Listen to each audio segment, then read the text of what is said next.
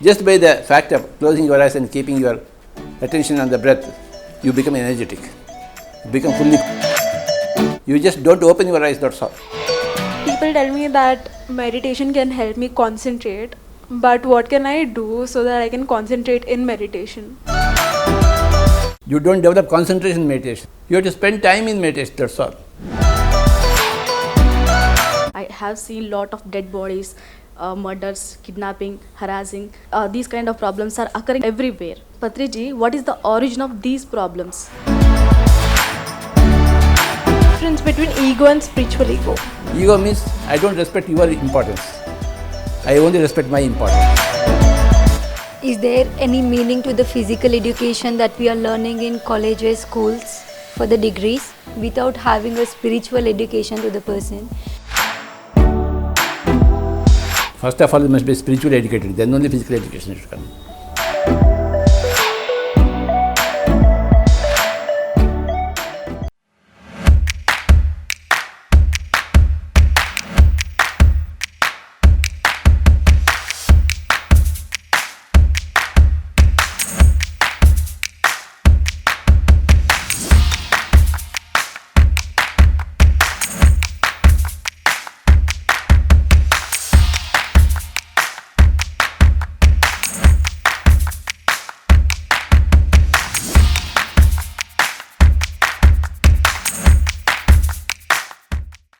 Hello and welcome. I am Mansa. This is Gunjan. I am Gayatri. This is Ayushi and you're watching PMC English. Hello and welcome to PMC English. Namaste, here I am Gayatri. I am going to introduce a person who spreads meditation and non-killing of animals. He made this as his life purpose. He is none other than Patriji sir. Now Patriji sir is going to clear some doubts of youngsters here. Namaste Patriji. I am Gayatri. I completed my graduation in electrical engineering Okay. in AP. Currently working somewhere? Yes, as news presenter. Achha, achha. Go ahead. What is your greatest motivation in your life? I've been motivated by great masters right from my childhood. A Mahatma Gandhi, a Rabindranath Tagore, a Pandit Radhakrishnan, a William Shakespeare. I've been reading all these people's books and subsequently many other spiritual masters like Ramana Maharshi, Vivekananda, so many masters, Lobsang Rampa, Osho.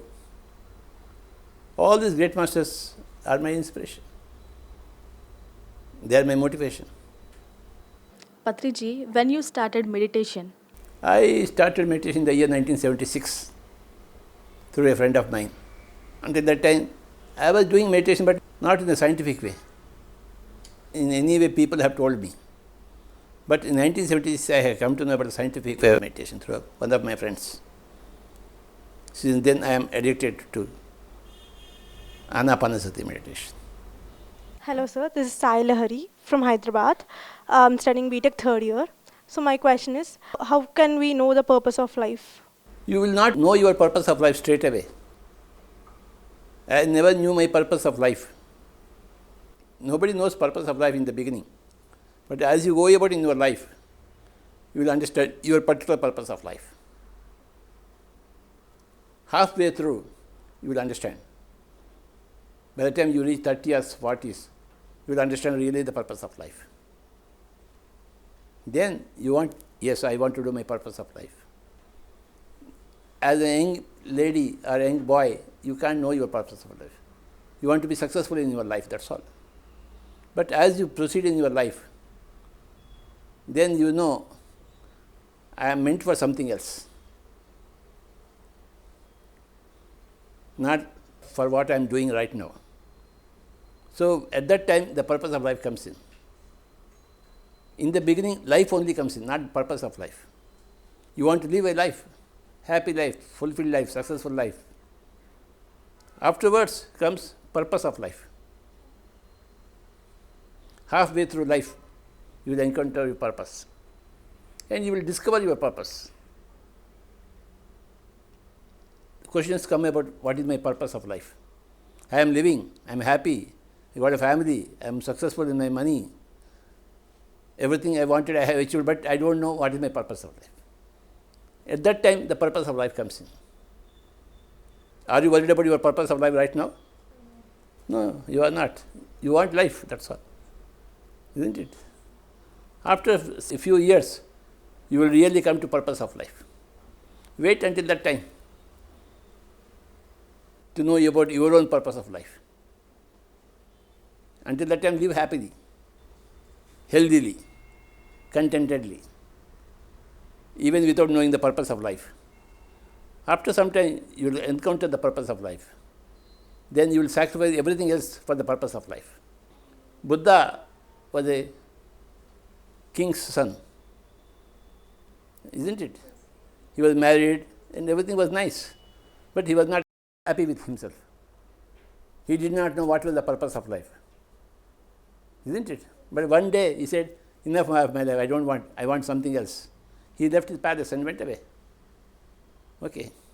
Then he meditated for 5.5 years. Then he knew his purpose. His purpose was to teach the whole world. As a king's son, he did not know his purpose. When he left his palace, he did not know the purpose. After he completed 5.5 years of meditation, then he knew his purpose. That his purpose is to teach the whole world. And that's what he did. Isn't it? Same thing happens to everybody. Midway in the life, you will understand about purpose of life. You are not at that particular level, isn't it? Yeah. But someday you will come to that. You will come into a situation where you want your purpose of life. It happened to me in my case. I was working in a company, fertilizer company. I was having everything, but I was not happy in my company. I knew that I am meant for something else. I knew that I am meant for teaching the whole world, not working in a company for some money. No, selling fertilizers, no. But I was doing that. I was not happy with that. But I know someday it will happen to me. I will realize my purpose of life. For the past 30 years, I am realizing my purpose of life, to teach the whole world. This kind of turn of events will come to every soul. For every soul, the purpose of life is different. For Mahatma Gandhi, what was the purpose of life? Not meditation, liberating the country, isn't it? For Gavaskar, the purpose of life is cricket, not liberating the country, right? For M.S. Subbulakshmi, the purpose of life is to sing. So everybody will have a different purpose of life. But everybody will realize the purpose of life. And for that, they will sacrifice everything else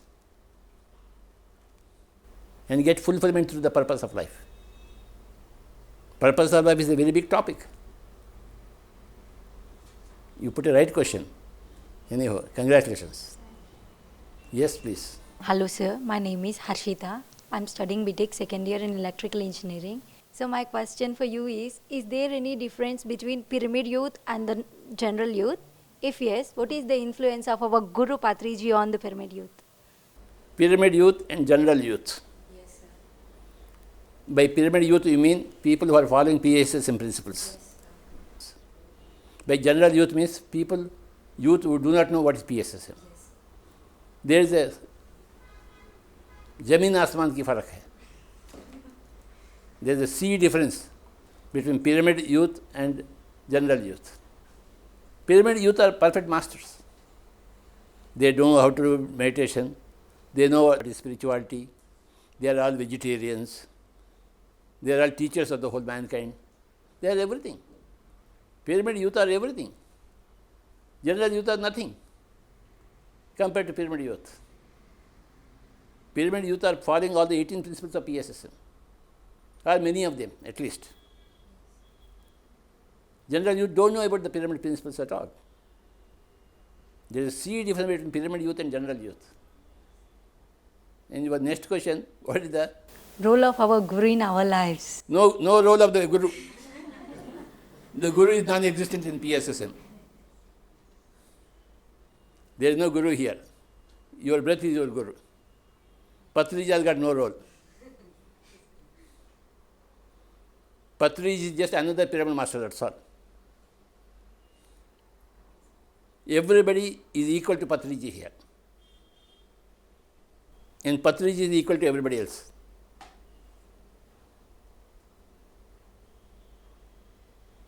PSSM creates all masters, no disciples here. Because you are attracted to the 18 principles, then you follow the principles, you practice them, you become a master. You are not attracted by Patriji, you are attracted by the principles of PSSM. Patriji has got no role here. The 18 principles have got the role. All the people who have come to PSSM are attracted by the 18 principles. They are the disciples of those principles. They are not the disciples of any person. There is no personality here. There is only play of principles here. Namaste Patriji, I am Lasya and I am studying in class 10th. I have a question that people tell me that meditation can help me concentrate, but what can I do so that I can concentrate in meditation? You have to spend time in meditation, that's all. You don't develop concentration in meditation. You give time to meditation. You just keep your eyes closed and begin to observe your breathing for 1 hour, 2 hours. You don't do anything in meditation. You don't open your eyes, that's all. Keep your eyes closed. Then you get energy. Because what happens, when you open your eyes, energy is going out to catch the whole world. How are you catching the whole world? The distant sun, the distant stars, skies, you are throwing your energy into the world and catching the world. And what is happening when you are closing the eyes? The energy is not going out. Okay. But the energy is there. It gets built up. You get a lot of conservation of energy. There is a lot of build-up of energy in the body. That build-up of energy in the body gives you meditation. Just by the fact of closing your eyes and keeping your attention on the breath, you become energetic. You become fully concentrated. You just don't open your eyes, that's all. And maximum extent, try to observe the breathing, that's all. Even the mind wanders away, bring it back to the breath. But never ever open your eyes for 1 hour, 2 hours. That will give you a lot of meditation. Meditation gives you concentration in your day-to-day life. There is nothing you can do to improve concentration in meditation. You have to give yourself a lot of time. 1 hour, 2 hours, you must sit meditation, everybody. After 24 hours, we got so much time. We waste our time otherwise, isn't it? In talking to stupid people who are already there everywhere around you. Instead of talking to stupid people, better to close your eyes and observe your breathing to increase your energy in your meditation. Give time to yourself. That's what you have to do. That's all. Patriji, can I say these days are commercial days? Because being as a journalist, I have seen lot of dead bodies, murders, kidnapping, harassing. These kind of problems are occurring everywhere in these days. Patriji, what is the origin of these problems? Violence of every human being towards animals. They kill animals and eat them. That gives them violence in their body. And they behave violently towards everybody. Meat eating is the source of all violence, violent behavior in human beings. They must become vegetarians. Then there will be no more violence in the world. That's why we want everybody to become a vegetarian. As long as you are killing animals and eating them, you are eating that violence. So you have become violent. Whatever you eat, that's what you are going to become. You are eating violence. So you become violent. You must eat non-violent food. Then you will also become non-violent. That's why we have started this great movement to make everybody a vegetarian. So that when everybody becomes vegetarian, there will be no more crime. Absolutely no crime. Difference between ego and spiritual ego. Ego is there everywhere. Ego is called as self-importance. I am more important than you. That is ego. If I don't see my importance over your importance, I don't have ego. If I can respect your importance also, I don't have ego. Ego means I don't respect your importance. I only respect my importance. That is ego. And many spiritual people have got egos, that they are highly spiritual. Beautiful ladies have got ego because they got a beautiful body. Moneyed people have got a lot of ego because they have got a lot of money. People who can sing very well, musicians have got a lot of ego because they can sing very well. Okay. Sports people have got a lot of ego because they can play very well. Similarly, spiritual people also have got ego because they can recite Bhagavad Gita slokas. Because there are 100 people behind them, listening to them. The spiritual egos are there. Ego is basically defined as not respecting others' self-importance. You must respect everybody's self-importance. Then you don't have ego. You keep your self-importance intact, but you also respect everybody else. Then you don't have ego. Even when you have become spiritual, then if you still have ego, that is very bad. Spirituality per se means going out of ego. I can understand non-spiritual ego people, but I can't understand spiritual ego people. Spirituality by itself means you should have gone beyond your ego. So I can understand the ego of a beautiful lady, a rich person, musician, but I can't understand the ego of a spiritual person. He is not at all spiritual. Is there any meaning to the physical education that we are learning in colleges, schools for the degrees without having a spiritual education to the person? Because we are seeing so many of people who are very, very intelligent, having so many of degrees, but committing to the suicides for the little things without having a little spiritual knowledge, sir. So is there any meaning to those physical educations without having spiritual education? Your question is right. First of all, you must be spiritually educated, then only physical education should come. But now only physical education is there is no spiritual education. That's why the whole world is a hell. We are turning the whole world into a world of heaven by providing spiritual education right in the beginning, then adding physical education. Every school should have meditation first. It's not physics and chemistry that is, it is spiritual science that is important.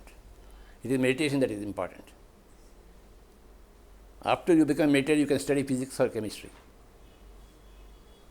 history or geography. But knowing about history and geography without meditation, there is no use. Who was the father of Akbar? Who was the son of Jahangir? Who cares? Okay. But all that is important only after meditation, after spiritual education. Spiritual education must be basic. That must be provided first. You are right. So what is the difference between sleeping and meditating? Because in both we're closing our eyes and in both we have sometimes have visions. Sleep is rest for the bones and muscles. Meditation rest for the mind. In sleep you go into dreams where there is a lot of activity in the dreams. The mind is full of activity. The mind is not restful. But in meditation, no dreams, no thoughts. In meditation, the mind takes rest. In sleep, only the bones and the muscles. Sleep is good. Meditation is much better. We want sleep, rest for the bones and the muscles, and then we want meditation, rest for the mind. If you don't give rest for the mind becomes mad. Sleep is rest for the bones and the muscles. Because you've been working with the bones and the muscles throughout the day, they require some rest. So you give them sleep. But the mind is active, weaving out dreams. Okay. There are a lot of horrible dreams. Early morning you get up without any energy. Isn't it? Meditation gives rest to the mind. Sleep gives only rest to the body. Right? Guruji, how morals and ethics are important to a person's life? That is old age philosophy. New age spirituality is spirituality, not morals and ethics. Where there was no spiritual science, where there is no meditation, we were talking about morals and ethics. Where there is meditation and spirituality, no more morals, no more ethics. Only one moral, don't kill animals and eat. That's all. You can divorce your husband 1,000 times. If you don't like your husband, change your husband. You are not bound to your husband. No. There is no moral behavior. Whatever you want, you do. But the real spirituality gives only one. You can't kill animals and eat. That is the only moral, that is the only ethic. Otherwise, you can divorce your husband 100 times. You can do whatever you want to do. Whatever your heart says. You do whatever your heart says. Not depending upon what others think of you. What others think about you is morals and ethics. What you think about yourself is not moral or ethic. Whatever you want to do, don't commit suicide. Don't end your life. And don't commit a murder. Don't kill any animal. That's all. That's all our morals and ethics. You can change your husband 100 times. Okay? There is no moral or ethic in that. Too much. Huh? Is it too much? So what is oneness and how do we get that? How can we apply it in our regular life? We get oneness. We don't apply it. Application happens naturally when you get oneness. There are no special efforts to apply it. There are special efforts to get into oneness. Once you get into oneness, you naturally apply it to every situation. To get into oneness, you have to do meditation. You have to study spirituality. You have to read all the spiritual books who have achieved oneness. You have to listen to so many people's experiences. Do a lot of dhyana, lot of swadhyaya, lot of sajjan sangatya. When you do all these things, you are into oneness. Once you acquire oneness, you act every second in that state. You have to do a lot of meditation, swadhyaya and sajjan sangatya to get into oneness with everything. Sir, I was taught meditation when I was 5 years old, sir. And from By there... your parents? Yes, sir. Where are they from? No, sir. My parent came into meditation through me, actually. Ah, From Kottagudam, sir. you are from Kottagudam? Yes, sir. Acha. How come your parents came yourself? Sir, our PSSM members gave a pamphlet to me when I was in nursery or LKG. So I gave that pamphlet to my parents. They read and they started meditating and I followed them, sir. Oh. So from then I taught in PSSM. I grown in PSSM and I learned that we have to balance both the spiritual and physical lives. Both are important. So I'll get some situations like the same day I'm having examinations in the college or school. And the same day I'm having meeting with our Guruji or spiritual class. I can't give more preference to physical or spiritual. I want more because I want both of them because 50-50 I learned. I have to give both the preference. So what should I do in those situations? You are like Tenali Ramalinga. You want the both. Even today, I was having examination and I'm having interview with Patriji. I decided I have to ask this question to Patriji, so I'm here today. What happened to your examination? It was postponed, sir. Same thing happens. Whenever you have such a dilemma, both are at crossroads, then you toss a coin. According to the toss of the coin, you do. You don't have to worry about anything. Because both are equally important. You can take up anything. You can go to exam and cancel Guruji's. You can go to Guruji and cancel examination. Both are equally same. But which one to do? Toss. You don't have to worry, exercise your mind. Give a toss. So, but till now, I have chosen my Guruji's path, and the another path was happening sometime miracles like cancelling examinations. Whenever you follow Guruji's path, all miracles will happen to you. Even today, my exam was postponed, sir. Always follow Guruji's path. Yes, sir. Sir, I have breathing problems due to adenoids. Can meditation help me overcome it? Meditation helps you overcome every problem, A to Z. You don't have to name any problem. Name of the problem is not required. But how do I know that meditation can help me overcome it? Because Start doing meditation, that's all. Meditation is the only answer for every question. It is the only solution for every problem. Whatever may be the problem, Go into meditation, you will overcome the problem. Nobody should suffer with any problem. There is no need for suffering at all. Nobody should suffer. Everybody should do meditation. And everybody should be always happy, bubbling, celebrating, joyful, dancing. No problems. No physical problems, no emotional problems, no mental problems, no financial problems, no social problems. Nobody should have any problem. When they have meditation, there will be no problem at all. Without meditation, all problems are there. Physical problems, emotional problems, family problems, relationship problems, money problems. All problems are there because there is no meditation. They don't do meditation. They don't learn the new science of meditation. Meditation is must. After 24 hours, 2 hours you must close your eyes and observe your breathing. That is meditation. For everybody, including Prime Minister, they should do meditation. Everybody needs meditation.